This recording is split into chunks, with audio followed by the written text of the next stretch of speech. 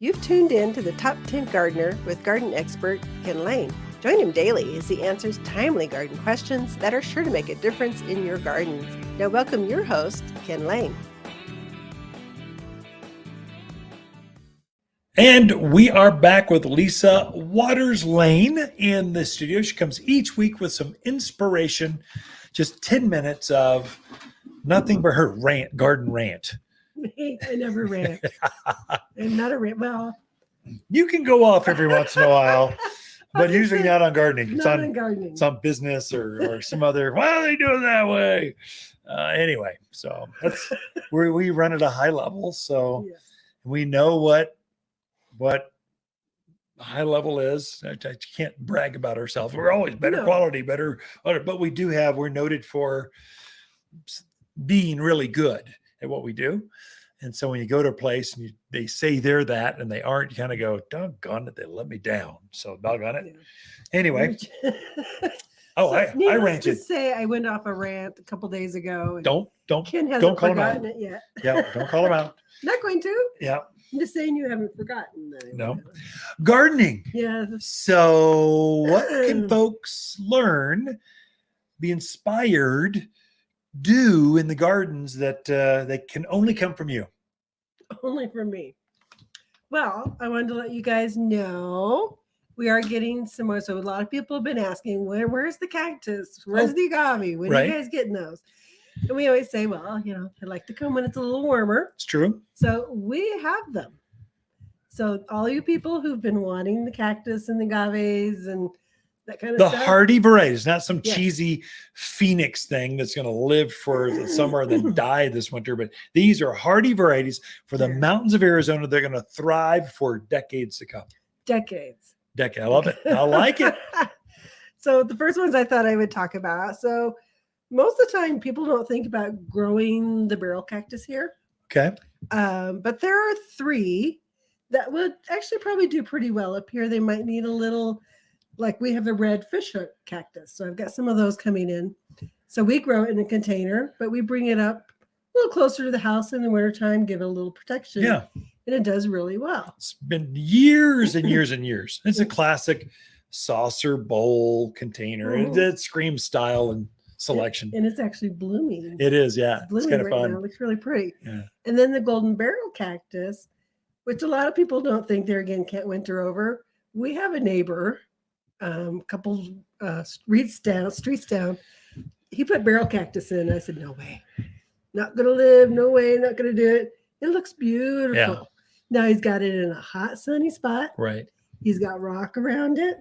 So he's doing a little extra to give it that heat that it loves. But I would say you could do it. Bright sun, reflective heat in a courtyard. That's where you have it. So for us, we just insurance. Right. Our barrel cactus is stunning. It's big. It's beautiful. It's expensive. I don't want to lose it. It's exotic. So I just bring it underneath the overhang at the front door. That's where it hangs out all winter. And then in April, I take it back out and it hangs out outside. Yeah. I don't have it on the irrigation. We just leave it there. When we remember, we water it. So cactus don't need to be on the irrigation system. You don't need to put some of these things on. Just throw it out there and think about watering it a couple of times a month. Not a week, a month. It's more than enough. So one of the other barrels I'm bringing in is called a long spine barrel. Huh. So it looked really cool. So I think it's definitely one to try. Okay. It's as hardy as the red fishhook that we have and the golden barrel. Okay. So I think it'd be a really nice one to try. Yeah. I mean, you folks on the east side, the Jeromes, the Sedonas, you've got reflective heat, a courtyard where you built a wall. Mm-hmm. And you've got heat coming in. Those are the places, those are the microclimates where that sun warms it up really quick and it just keeps it toasty hot. Mm-hmm. That's where they're going to come back. And it's the winter that will take them out. Or you simply overwatered them and they just exploded or rotted with water. Yeah. So we are getting some claret cup or the hedgehog. Fun. So that is definitely one. I mean, those are just native here. You find them everywhere up on the mountains and whenever I go hiking, I'm always running into them. They've been blooming. They actually look gorgeous right now. So definitely a great one for those yards. That's one too. You should warn people. So you can go to jail Oh, if you go for to- harvesting cactus out in the wild. I mean, if you're doing it, don't get caught because they're It's a getting heavily no-no. fines. It's a no-no. So we even have to have them. If you harvest them from a ranch, you have to have them specially tagged. You can do it, but there's special hoops you have to jump through with the Department of Agriculture and that kind of stuff. So just be careful. I know some of you go and harvest those clear cup. Can't just don't have anyone see you do that. So anyway, Just don't do it. or don't We have come them for get them. sale. You can buy them for $50 and have your own. Don't have to worry about it. That's right. So we're getting some different prickly pears. We already have the Santa Rita, which is the small, has a smaller ear paddle Yeah. to it, kind of a purple color. So we have the Santa Rita and the Baby Rita. So we have both of those already in stock. We're also getting the Engelmans, which is the true native for here. That's a true prickly pear. Right. Harvest the fruits, make jams and jellies. There you go. Used to do that as a kid. A lot of fun. We're also getting the blind prickly pear.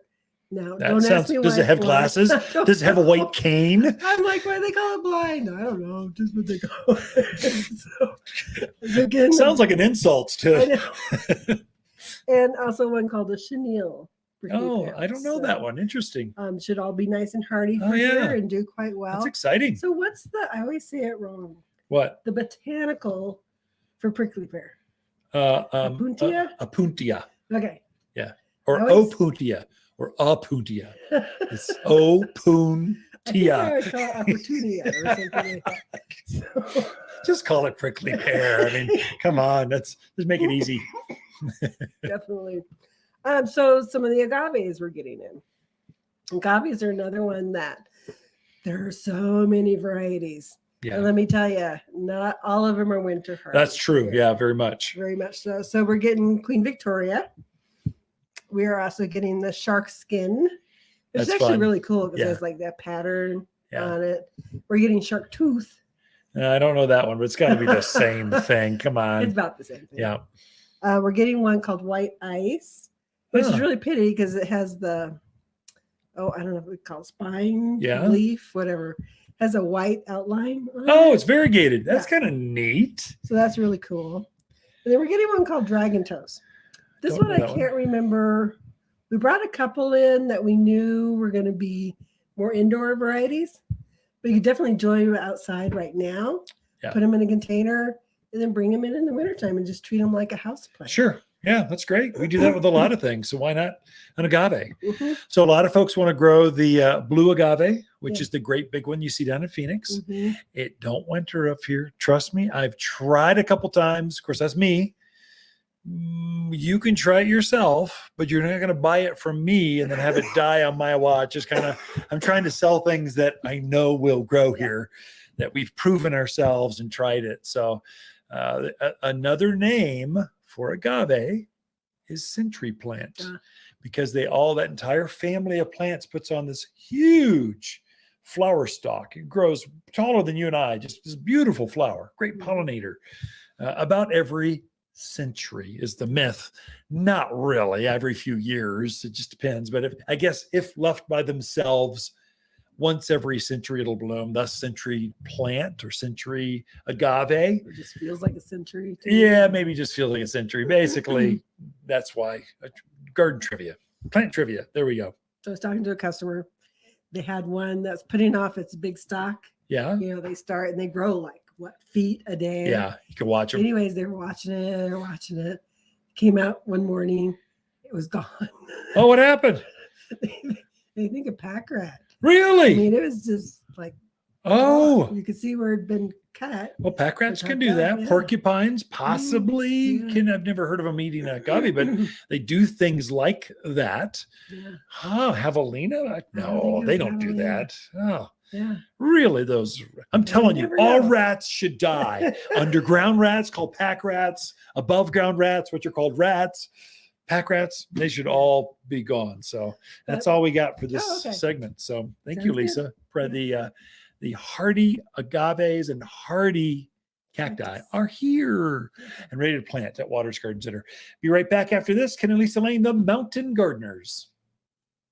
Waters' companion plants in May are Vining akebia, Indian hawthorn, Prescott sunshine geraniums, and purple robe locusts. Incredible long clusters of purple flowers in May that look just like wisteria flowers hanging from this local bloomer. The 8-inch fragrant flowers cover the tree profusely. Super hardy and drought tolerant with a brisk growth rate of 2 feet in 1 year. It's just the perfect backyard shade tree. You'll find the shadiest trees here at Waters Garden Center, 1815 Iron Springs Road in Prescott.